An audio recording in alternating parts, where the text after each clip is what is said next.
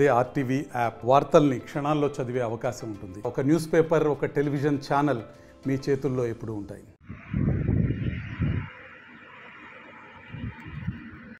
ఎవరు దాన్ని ప్రచారం చేశారు, ఎవరు దాని వల్ల లబ్ధి పొందుతారు, ఎవరు బురద జల్లే కార్యక్రమం చేస్తూ ఉన్నారు, ఎవరు బట్ట కాల్చి మా మొఖాన్ని వేస్తే మేము తుచ్చుకునే కార్యక్రమం చేస్తారని ఎక్స్పెక్ట్ చేస్తున్నారు, వాళ్ళందరికీ నేను ఒకటే సమాధానం.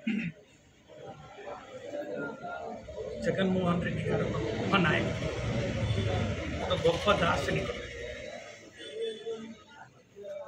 నా 20 ఏళ్ల రాజకీయ అనుభవంలో, 20 ఏళ్ల పరిపాలన అనుభవంలో ఐఆర్ఎస్ రాజశేఖర రెడ్డి గారి తర్వాత అంత గొప్ప నాయకుడు ఎంచుకున్నాను. ఆయన నాయకత్వంలో, ఆయన సహచరుడిగా, ఆయన యొక్క మంత్రివర్గంలో పనిచేయడం నా అదృష్టం, నా పూర్వజన్మ సుఖం. అంత గొప్ప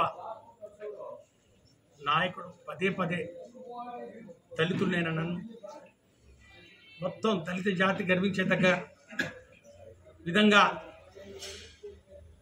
మమ్మల్ని ప్రోత్సహించి, మమ్మల్ని ఉన్నత స్థానాల్లో కూర్చోబెట్టి, అడుగడుగున మమ్మల్ని వెన్నుతట్టి రాజకీయంలో మాకు ఓనామా దగ్గర నుంచి ఈరోజు ఈ స్థాయికి మమ్మల్ని తీసుకొచ్చినటువంటి ఆ నాయకుడిని మరి మేము ఆయన రుణం ఏమి తీర్చుకోగలం.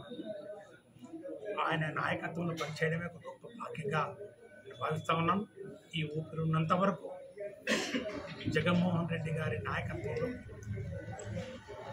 జగన్మోహన్ రెడ్డి గారి దార్శనికతలో, జగన్మోహన్ రెడ్డి గారి అడుగుజాడల్లో ప్రయాణం చేస్తాను అని చెప్పి మళ్ళొక్కసారి తెలియజేస్తాం. చేశారు 2016 ఫిబ్రవరిలో. అప్పుడు కూడా 6 మంది వైసీపీ ఎమ్మెల్యేలు మేము ప్రకాశం జిల్లా నుంచి, ఉమ్మడి ప్రకాశం జిల్లా నుంచి గెలిస్తే నలుగురు ఎమ్మెల్యేలు పార్టీ వీడిపోయినటువంటి పరిస్థితి. దళితుల ఇతరు ఉంటే ఒక దళిత శాసనసభ్యులు వారు కూడా పార్టీ మారారు. ఇంకా మిగిలిన ఇద్దరు సంతనూతలపాడు ఎమ్మెల్యే గారు, నేను మార్కాపురం ఎమ్మెల్యేగా జంకే వెంకటరెడ్డి గారు, మేము ఇద్దరమే నిలబడ్డాం. ఎన్నో ఒత్తిళ్లు, ఎన్నో ఇబ్బందులు, వ్యక్తిగతంగా కుటుంబపరంగా మమ్మల్ని అల్లరి పెట్టి, మమ్మల్ని ఇబ్బంది చేసి రోడ్డు మీదకి ఇచ్చినటువంటి పరిస్థితులు అన్నీ కూడా ఉన్నాయి. అంత మాత్రాన దేనికి కూడా జంకేది లేదు.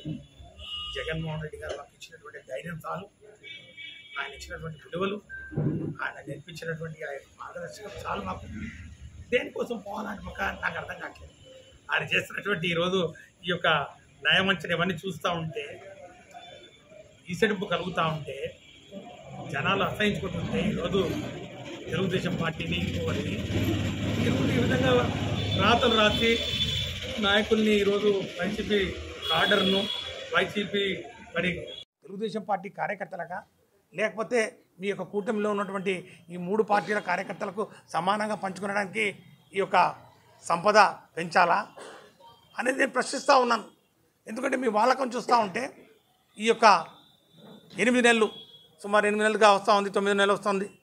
ఈ 8 నెలల కాలంలో మీరు ఈ సంపద సృష్టించే కార్యక్రమం ఏ విధంగా చేపట్టారు?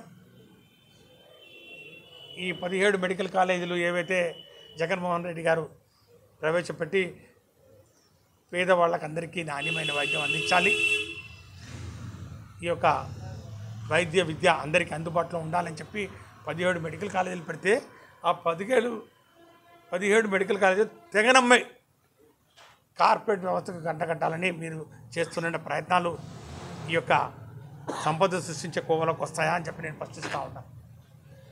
ఈ 17 మెడికల్ కాలేజీలు నడపలేమేమో, ఇక్కడ ఏమీ లేవు అని చెప్పి మీరు రాసి, ఈ విద్యా సంవత్సరంలో సిద్ధంగా ఉన్నటువంటి మెడికల్ కాలేజీ అడ్మిషన్లు ఆపుదల చేసి, ఇక్కడ వసతులు లేవని చెప్పి ఈ కాలేజెస్ అన్నీ మూస్తున్న విషయం వాస్తవం కాదా అని చెప్పి నేను ఈ కుటుంబ ప్రభుత్వాన్ని ప్రశ్నిస్తూ ఉన్నాను.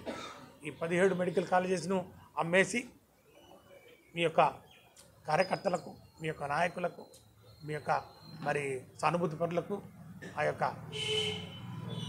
పారిశ్రామికవేత్తలకు అప్పనంగా సంపద క్రియేట్ చేయాలనే ఒక కార్యక్రమం మీరు చేస్తున్న మాట వాస్తవం కాదా?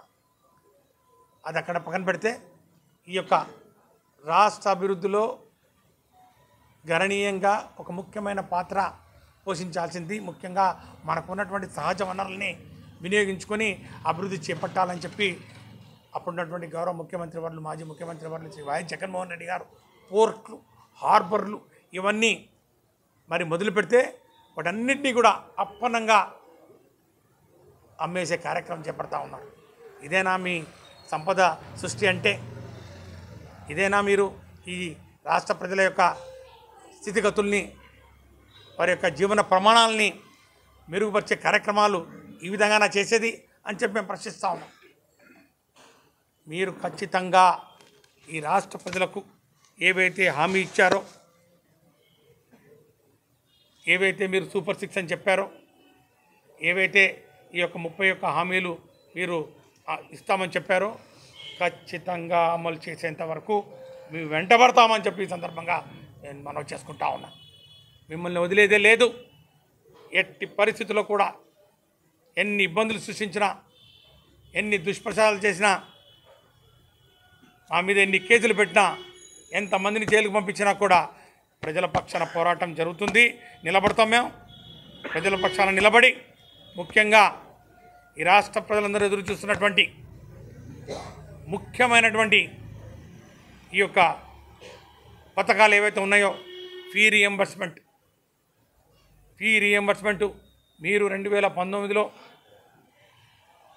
వదిలిపెట్టిపోయినటువంటి బకాయిలు ఏవైతే ఉన్నాయో 2000 పైచిలకు కోట్ల రూపాయల బకాయిలను మేము అధికారంలోకి వచ్చిన వెంటనే జగన్మోహన్ రెడ్డి గారు వాటి అన్నింటినీ పూర్తిగా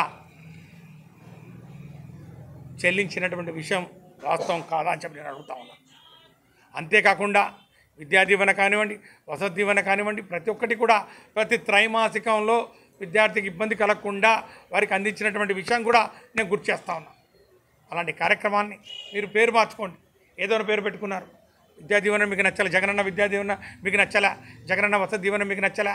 కానీ ఏదైతే దివంగత నేత ప్రీతమ నాయకుడు డాక్టర్ వైఎస్ రాజశేఖర రెడ్డి గారు ప్రవేశపెట్టినటువంటి ఫీ రియంబర్స్మెంటు, తద్వారా పేద కుటుంబాల నుంచి వచ్చేసినటువంటి విద్యార్థులు ఒక ఉన్నత విద్యను మరి చదువుకునేదానికి అవకాశాలు మరి ద్వారాలు తెచ్చినటువంటి కార్యక్రమాల్ని ఎట్టి పరిస్థితుల్లోనూ మీరు ఆపితే మేము చూస్తూ ఊరుకునేది లేదు. ఖచ్చితంగా ఆ ఫీ రియంబర్స్మెంటు ఏదైతే మీరు హామీ ఇచ్చారో ఖచ్చితంగా మరి పేద విద్యార్థులందరికీ కూడా 9 లక్షల మందో 10 లక్షల మందో అందరికీ మీరు ఇస్తామని చెప్పారో బేషరతుగా వెంటనే తక్షణమే చెల్లించాలని చెప్పి మేము డిమాండ్ చేస్తున్నాం. దానికి సంబంధించి రేపు 5వ తారీఖున మరి ఫీజుబాట పోరు కార్యక్రమం మరి సెంట్రల్ పార్టీ ఆఫీసు ఆదేశాల మేరకు రాష్ట్రమంతా చేపట్టబోతున్నాం. దాని తర్వాత ప్రతి అంశం మీరు ఏదైతే హామీ చేశారో, ఏదైతే ప్రజలు మిమ్మల్ని నమ్మి మీరు ఇవన్నీ ఇస్తారని చెప్పి ఆశపడి మీరు ఇవన్నీ కూడా చేస్తారని నమ్మి మీకు ఓటు వేశారో వారిని మోసం చేసి దగా చేస్తే చూస్తూ ఊరుకునేది లేదు. ఎందుకంటే ఈ రాష్ట్ర ప్రజలకు ఎన్నికల్లో ఇచ్చిన హామీలు ఏవైతే ఉన్నాయో, మేనిఫెస్టో అనే ఏదైతే ఉందో దాని మీద వారికి అపారమైనటువంటి నమ్మకాన్ని కలగజేసినటువంటి వ్యక్తి మా నాయకుడు జగన్మోహన్ రెడ్డి గారు. అందుకే రాష్ట్ర ప్రజలకు మేనిఫెస్టో అంటే అంత అపారమైనటువంటి గౌరవం ఉంది. అధికారంలోకి వచ్చిన వెంటనే జగన్మోహన్ రెడ్డి గారు మేనిఫెస్టో అంటే ఒక భగవద్గీత, మేనిఫెస్టో అంటే ఒక బైబిల్, మేనిఫెస్టో అంటే ఒక ఖురాన్, ఒక పవిత్ర గ్రంథం. దాంట్లో ఉన్నటువంటి ఏవైతే చెప్పామో అన్నీ కూడా తూచా తప్పకుండా నెరవేర్చాల్సినటువంటి బాధ్యత ప్రభుత్వాల మీద ఉందని తేల్చి చెప్పి దాన్ని అనుసరించి దాన్ని తూచా తప్పకుండా దాన్ని అమలు చేసినటువంటి వ్యక్తి జగన్మోహన్ రెడ్డి గారు. అందుకే రాష్ట్ర ప్రజలకు ఒక నమ్మకం కలిగింది. 1వ తారీఖునే పెన్షన్ ఇవ్వాలని చెప్పి ఎవరు చెప్పిండ్రు? గతంలో అట్లా లేదే. 5వ తారీఖు, 10వ తారీఖు, 12వ తారీఖు వచ్చేది. 1వ తారీఖు సాయంత్రం లోపల 96% ఇదిగో పెన్షన్లు ఈరోజు ఇచ్చేసాం అందరికీ, అవ్వాతాతలకి, మా వికలాంగ సోదరులకు అందరికీ కూడా ఎక్కడున్నా కూడా పోయి ఇచ్చేసినాం. సాయంత్రానికల్లా 96% పెన్షన్లు అందాయని చెప్పి చెప్పే సాంప్రదాయాన్ని తీసుకొచ్చింది ఎవరు? జగన్మోహన్ రెడ్డి గారు. మరిన్ని వీడియోస్ కోసం ఛానల్ ని సబ్స్క్రైబ్ చేయండి. లేటెస్ట్ అప్డేట్స్ కోసం వాట్సాప్ ఛానల్ ని ఫాలో అవ్వండి. అండ్ లింక్ డిస్క్రిప్షన్ లో ఉంది.